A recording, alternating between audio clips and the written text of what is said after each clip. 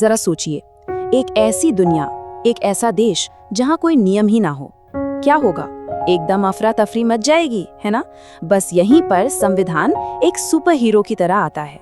ये आप कह सकते हैं किसी भी देश की रूल बुक होती है, जो ये तय करती है कि देश चलेगा कैसे, सरकार के पास कितनी पावर होगी और हम जैसे नागरिकों के अधिकार क्या होंगे। तो चलिए आज हम भारत के संविधान के इसी विशाल ब्लूप्रिंट को परत दर परत खोलते हैं। तो फिर सवाल ये है कि भाई दुनिया के सबसे बड़े लोकतंत्र हमारे भारत को चलाने वाला वो असली ब्लूप्रिंट आखिर है क्या? यही वो बड़ा सवाल है जिसका जवाब हम इस सफर में ढूंढने वाले हैं। देखिए, किसी भी चीज के क्या पर जाने से पहले उसका क्यों समझना बहुत जरूरी होता है। तो हमारे संविधान की कहानी को भी समझने के लिए ना हमें थोड़ा सा टाइम में पीछे चलना होगा और उस सफर को देखना होगा जिसने इसकी नींव रखी थी। तो चलिए इस टाइमलाइन पर फटाफट एक नजर डालते हैं। कहानी शुरू होती है 1773 से ईस्ट इंडिया कंपनी के राज से। फिर आता है 1858 का वो दौर जब विद्रोह के बाद सत्ता सीधे ब्रिटिश क्राउन के हाथों में चली जाती है। दशकों के संघर्ष के बाद 1934 में पहली बार ये सपना देखा जाता है कि भारत का अपना संविधान हो, अपनी संविधान सभा हो। और फिर 1947 का वो ऐतिहासिक पल आता है जब भारत आजाद होता है और अपने भविष्य की कहानी खुद लिखने के लिए तैयार होता है। चलिए अब आते हैं कहानी के सबसे अहम मोड़ पर, भारत के संविधान का जन्म और वो महान सोच जिसने एक नए राष्ट्र की दिशा तय की। तो भारत का भविष्य लिखने का ये जो इतना बड़ा काम था, ये सौंपा गया संविधान सभा को। नवंबर 1946 में बनी इस सभा में 389 सदस्य थे, जो आप समझे पूरे देश के कोने कोने से अलग अलग सोच के लोग थे। यही वो लोग थे जिन्हें भारत की तकदीर का दस्तावेज तैयार करना था। अब ये जो शब्द स्क्रीन पर दिख रहे हैं ना, ये सिर्फ शब्द नहीं है, ये भारत की आत्मा है, हमारे संविधान की प्रस्तावना। और इसका सबसे ताकतवर हिस्सा, इसकी शुरुआत, हम भारत के लोग, मतलब साफ है, इस देश की असली पावर किसी राजा रानी या किसी बाहरी ताकत के पास नहीं, बल्कि हम सब यहाँ की जनता के हाथों में है। तो पहला बड़ा वादा क्या है? संपूर्ण प्रभुत्व संपन्न, यानी सॉवरेन। अरे सीधा सा मतलब है, अब हम अपने बॉस खुद हैं। हमारे देश के अंदर क्या होगा, बाहर क्या होगा, ये फैसले अब हम लेंगे, कोई और नहीं। हम अपने घर के मालिक हैं।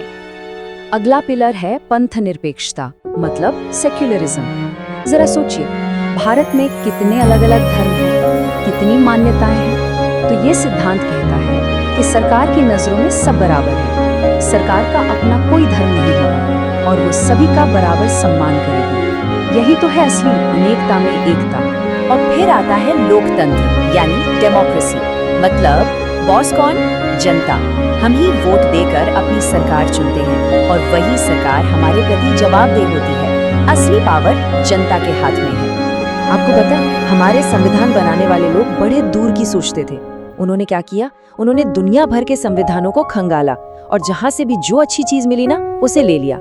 लेकिन इसे कॉपी पेस्ट नहीं किया, बल्कि उन सारे बेहतरीन आइडियाज को मिलाकर भारत के लिए एक बिल्कुल नया, एक अनोखा गुलदस्ता तैयार किया। जैसा कि यहाँ दिख रहा है, हमारा संविधान एक ग्लोबल इंस्पिरेशन है।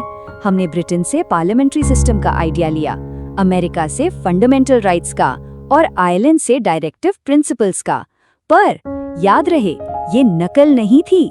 हर एक आइडिया को भारतीय माहौल, हमारी जरूरतों के हिसाब से ढाला गया और इसी समझदारी से बना हमारा ये अनोखा सिस्टम। इसको ना एक परिवार की तरह समझिए। भारत एक फेडरल देश है, मतलब यहाँ केंद्र सरकार भी है, जो मान लीजिए माता पिता की तरह है, और राज्य सरकारें भी हैं बच्चों की तरह। दोनों के पास अपनी अपनी पावर है, अपना अपना दायरा है। लेकिन जब देश की एकता या सुरक्षा की बात आती है, तो केंद्र सरकार यानी परिवार का मुखिया मजबूती से फैसले लेता है। ये जो बैलेंस है ना, यही हमारी सबसे बड़ी ताकत है।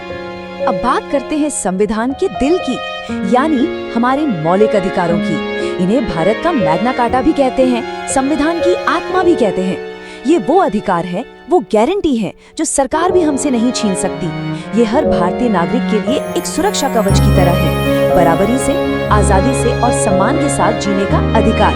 अब हम आ गए हैं अपने आखिरी हिस्से में, और यहाँ हम ये समझेंगे कि हमारा संविधान कोई पत्थर की लकीर नहीं है, बल्कि ये एक जिंदा दस्तावेज है जो वक्त के साथ सांस लेता है, बदलता है। तो सवाल उठता है कि भाई इससे बदला कैसे जाता है।